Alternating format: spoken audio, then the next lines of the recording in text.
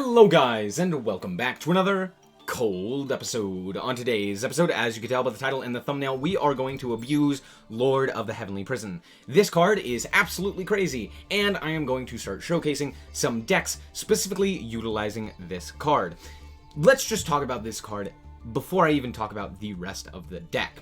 So, this card, during your main phase, activate the effect, reveal it, during,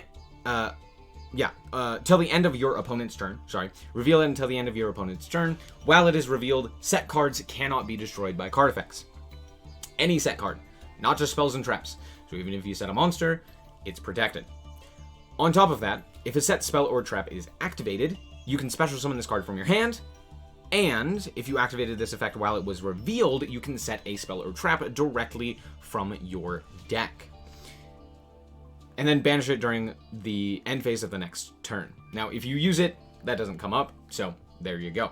But this is very, very solid. It generates advantage, it protects your cards, and it's a 3,000 level 10 monster that is absolutely insane. Now, most of the time, this is used with Eldritch, the Golden Lord, just because it is additional protection for your spells and traps, and more importantly, it is a level 10 monster, which synergizes really well with the Golden Lad himself. However, I am going to use it with the Paleo Frog archetype because it actually does synergize very well. You set a lot of cards, you want them to resolve, you're activating a lot of different traps in order to get them into your hand and into rotation, and just setting additional cards is very, very nice. So let's quickly do the card by card. Now I am playing 60 cards. Realistically, you don't need to. I just figured, hey, it might be nice since we are playing the Paleos to play a 60 card version with grasses. Because, yeah, you don't really need to see much else. So, we are playing one Absolute King Backjack. This card is very good if it's sent to the graveyard. You can stack your deck, then you can banish it at quick effect speed in order to set a spell or trap, from the top of your deck, basically. Very nice, just overall a decent card. We're playing triple Dupe Frog, triple Swap Frog, and triple Ronin Totem for our level 2 engine, which is very, very nice. One Swap Frog is basically all you need as long as you have discard fodder, which oftentimes you do. Just any Swap Frog and any other of these level 2s gets you into a basically free rank 2. So that's also very, very nice. I am playing the 1 Maxi because it's funny, and it is a level 2, and it's like the only hand trap, but it's just kind of like the 60th card. There isn't really anything else that I would want to play more of that I currently have. Obviously, I would like to play more like Solemn Judgments and stuff like that. Don't really have them, but yeah, there you go. Playing the 1 Maxi. I'm playing 2 Celestial and 2 Dasher because if you mill them, it becomes problematic. But I do play the DPE package along with the 2 Fusion Destinies. Mainly the reason that we were playing this is just in case we mill it off of that grass looks greener. That's basically it. We're playing the triple Lord of the Heavenly Prisons. Now, this isn't as useful in a 60-card deck just because you see it less often, but it is still very good. We're playing Reasoning and Grass just to mill cards. Very nice. We're also playing triple Pot of Prosperity.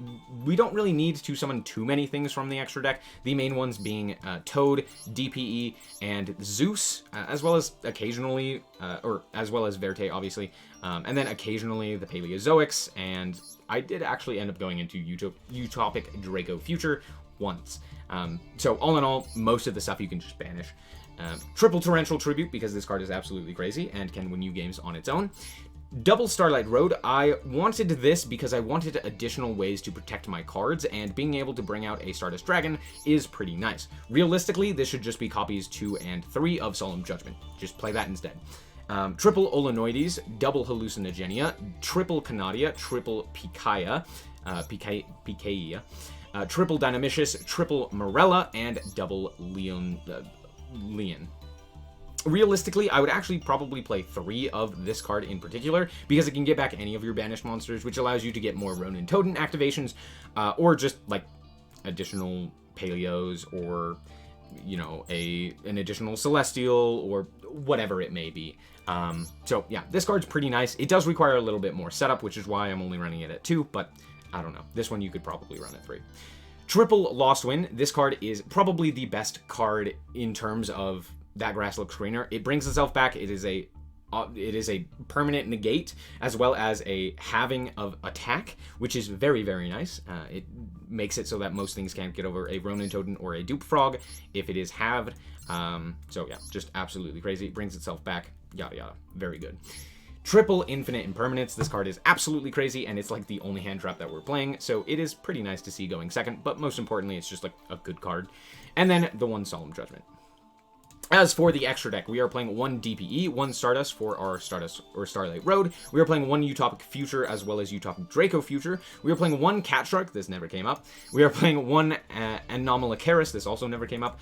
Two Opapinia. These actually did come up. They're very, very, very nice.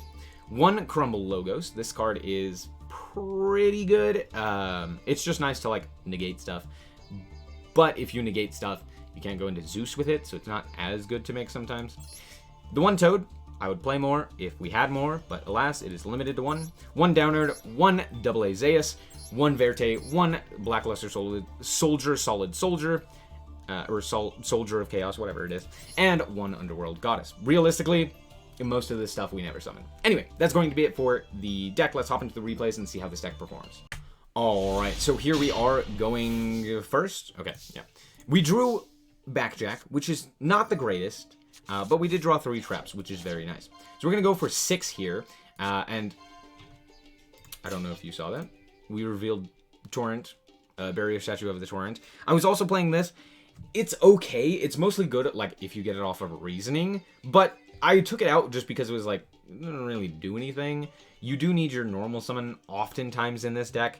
But most importantly, like, it just never came up. It's the 60 card deck. You could play it at multiples, like more than one, but yeah, it just never really came up. So I was like, we'll not play it. But we do reveal Reasoning, which is very nice, and that grass looks greener, and so of course that's what we will eventually get. We're gonna go for that grass looks greener. We're gonna mill a whole bunch of cards, and we get Ronin Totems, as well as fodder for them. So we're going to special summon out the Ronin Totem, and then we are going to normal summon the Backjack in order to go into Verte Anaconda. We'll activate we'll activate the Backjack, and then we will just change the order. Doesn't really matter, but we're going to activate the Verte here in order to go into a DPE. At this point, I'm going to pop myself as well as the Verte, and then bring back the DPE, set 2, and pass. The reason I only set 2 is because I wanted this Pikaia in order to add back, or in order to send the Olenoids to draw 2. Realistically, I probably should have just set the Olenoides. I don't know why I don't. I didn't. I got greedy, but it's fine. They're gonna go for Terraforming, and I'm going to chain the Backjack here to kind of just hope that I reveal something that's good, like just a trap. And it's not a trap. Okay, well, I tried, you know, I tried. And it's Pacifist. Okay, Pacifist. Sounds good. I'm going to destroy that, because of course I am. Why would I allow them to have that? That doesn't seem like a good idea for me. Okay, activate DPE. They have the second one. What the? Of course they have the second one, so whatever. Whatever. They're gonna activate their Phantasm Spiral. Activate Pikaia here and bring back the Morella. Realistically, I shouldn't do this because they don't have a token, which means special summoning their monster here allows them to get another token, which is way worse for me. I don't know why I did it, but I did because I'm dumb. And yeah, this was just a bad mistake. However, we draw into Morella and Lost Wind, both of which are fine. But at this point, like, DPE should be enough. Okay, maybe not enough, but it does something at the very least. We do have to discard a card due to the effect of, I believe, this one. Yes. But we just discard the Morella. That's not really doing anything. We bring back the DPE at this point. And we still have Ronin Totem and a lot of things that we can use with the Ronin Totem. They call it the level 2 because, of course, we are playing a level 2 deck. We're going to set the Lost Wind that we just had and then banish 2 for the Celestial in order to grab Ronin Totem and a Canadia. We're going to bring back the Ronin Totem by banishing the Swap Frog. We're going to normal the Ronin Totem, and then we will go for the Exe of Totally Awesome. Totally Awesome is just a negate. That's mostly what it's used for. We're going to pop our DPE as well as the Phantasm. I'm going to bring back the DPE. Then we will attack into the token. At this point, I'm going to go into Downward Magician and then into Zeus. because this basically cleans up the game. They don't have their field spell, they don't have any monsters on their side of the field, and yeah. Also, since we had an Imperm and a Lost Wind set, which kind of aren't doing anything, I'm like, who cares? We're going to shuffle back the Toad and then pass the turn. We only have 5 cards in our extra deck, which is very funny. At this point, they realize that the game is over. They can't deal with another activation of Zeus, as well as bringing back the DP, so they just scoop it up. Alright, so we drew Lord of the Heavenly Prisons going first, so that's pretty nice. However, we basically have nothing else that we can do. We drew a Maxi, which is not great. But we did draw Pot of Prosperity, so at least we can get something here. So we're going to go for 3. We kind of just need, like, almost anything, really. So we draw the Ronin, or we grab up the Ronin Totem. We're going to go for the Swap Frog here, pitch the Ronin Totem in order to send the Dupe Frog. Then we will special summon back the Ronin Totem by banishing the Dupe Frog, go into a Totally Awesome. And then we will set 1, activate Lord of the Heavenly Prisons, and pass. So we have 1-2 negates, basically, and a Lord of the Heavenly Prisons. But Totally Awesome is going to activate to special summon out another Swap Frog. If you didn't know, Totally Awesome has another effect. During the standby phase, you can detach material to special summon a frog monster from your deck. Did you know that? You probably did. Look at you, you're so smart. Anyway, they're going to tribute over our monster and give us a Godarla, which is really annoying. And for some reason, I didn't activate Max C here. I tried to. I just didn't. So that sucks. So I missed out on a draw. I knew something was coming down, a Pink or an Alpha or something along those lines was coming down. So I'm just going to activate the Maxi here. Then they are going to try and activate to return some cards, and I am going to negate that because I don't want them to get back another one of their Kaijus, but it also gets us Lord of the Heavenly Prisons. So that's going to activate. I'm going to set a Dynamicious. I don't really know what I'm going for here. Just set Dynamicious, I guess. They're going to go for Baron. I'm going to draw Grass, which is awesome. And then I'm also going to set a Lost Wind. They're going to pop our Lord of the Heavenly Prisons, proceed to battle, walk over the Swap Frog, and pass the turn. Realistically, they should have walked over the Godarla. I don't know why they didn't, because that just gives us fodder for 2 of the Ronin Totems. Also, we have that Grass Looks Greener, which is very, very nice. But I'm going to first start by activating this Pot of Prosperity that we drew off of the top to go for a 3. I add the reasoning here. I believe we searched a Nibiru. I was playing Nibiru earlier, as well as a Paleo, which kind of doesn't do anything on this board state. So I just go for the reasoning. It's kind of just the best one. I'm going to activate that Grass Looks Greener because I'm like, hey, most likely they negate this. And then they didn't, and I went, okay, now I'm very confused. So I'm going to go for the Ronin Totem. I'm like, what are you planning on negating? What is your plan when it comes to negation? So we're just going to special summon out the 2 Ronin Totems. I'm going to actually go for Verte Anaconda here. And then realize that this was, I milled Celestial. Now, this was prior to me playing 2 copies of Celestial and 2 copies of Dasher, because I realized that I kind of need multiple copies of them. Otherwise, Verte kind of doesn't do anything. So this is the duel where I realized, maybe I should play multiple copies of it. But it's fine, we're just going to bring out a Ronin Totem and then bring out a Ronin Totem by banishing more of the materials from the grave. We're then going to Exi into a Toad. Toad.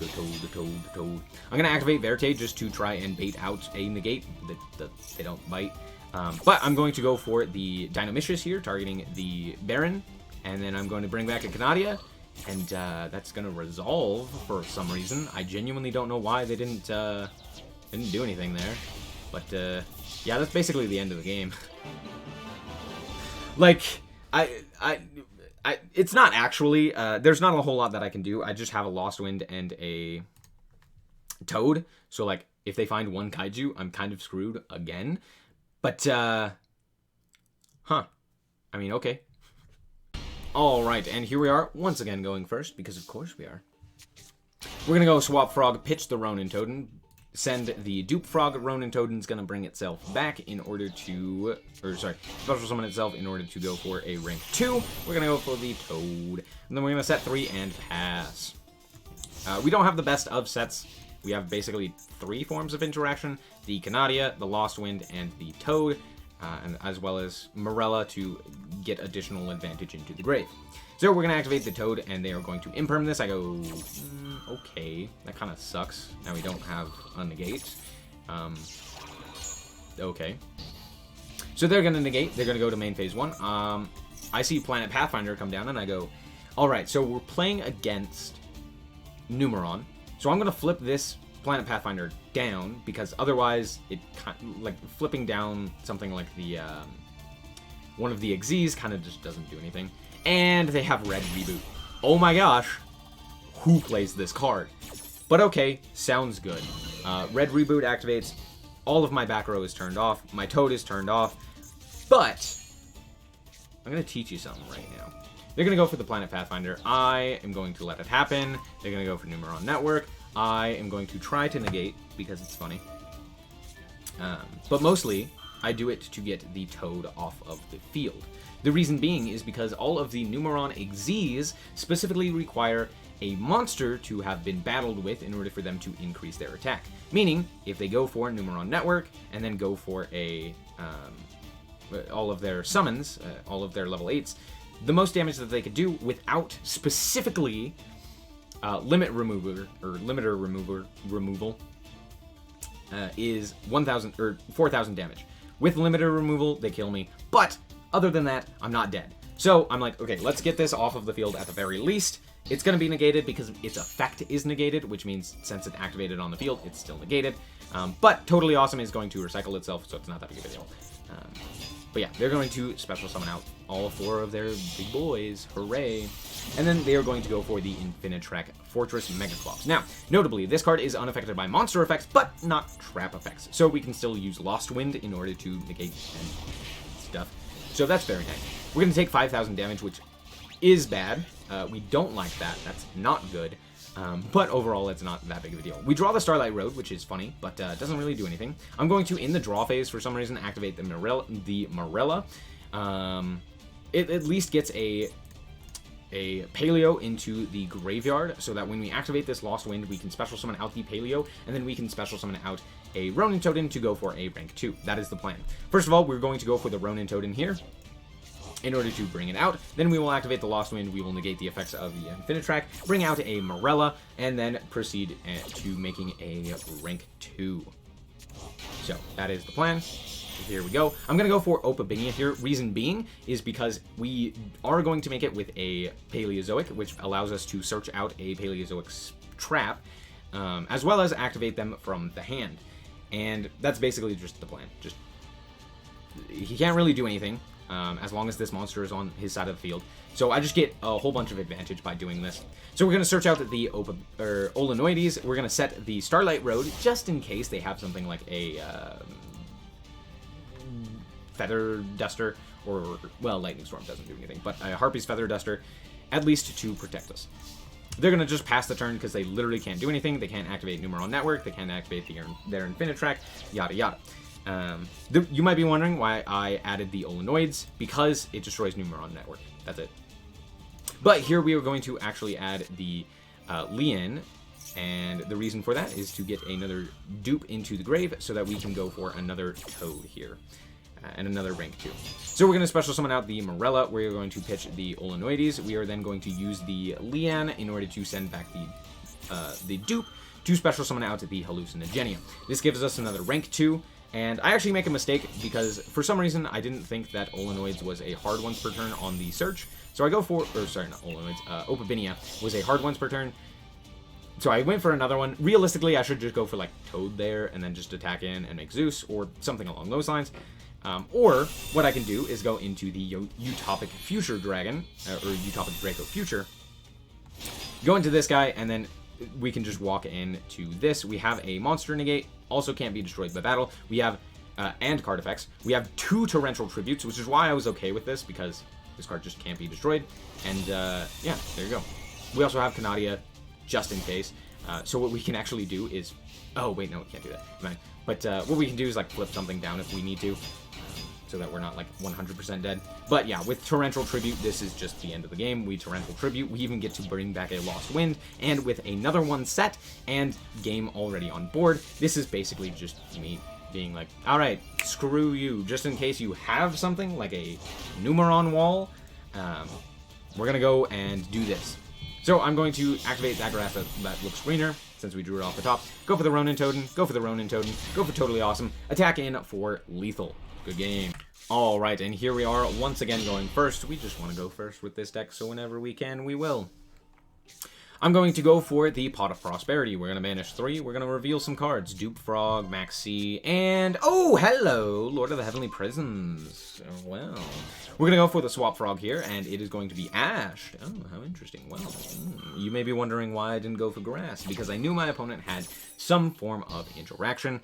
So let's try and bait it out, see if it's an Ash Blossom. Turns out it was, and my opponent scoops. Huh. Okay. So we're back with the deck, and in all honesty, this deck is very slow, but it's very fun. I thoroughly enjoy the level 2 spam, being able to use Totally Awesome and actually special summon out during the standby phase, and not just like making it with Bahamut Shrug, which is very fun. The Paleos I have always enjoyed. I thought they were very cool. The trap effects aren't all that overpowered, which is one of the reasons why I like them. Like Canadia flips down a card. This one destroys a card. The spell or trap. This one kind of draws 2. So it's like, yeah, they're not really the greatest, but they do generate a lot of advantage. And just all in all, I think the deck is very fun. Realistically, should I be playing it with that grass looks greener? Should I be playing, you know, all of these cards in particular? Should I be playing things like, I don't know, there can be only one. Gozen Match, Rivalry of Warlords, stuff like that. Yes. Am I? No, because that's boring, and also I don't have them. But yeah, all in all, I did really enjoy this deck. Anyway, that's going to be it for this episode. I hope that you guys did indeed enjoy. If you did, a like is very much so appreciated, and if you want to check out more content like this, as well as more Yu-Gi-Oh!, then just be sure to subscribe. Anyway, thank you guys so much for watching, and remember to always stay frosty. Bye-bye.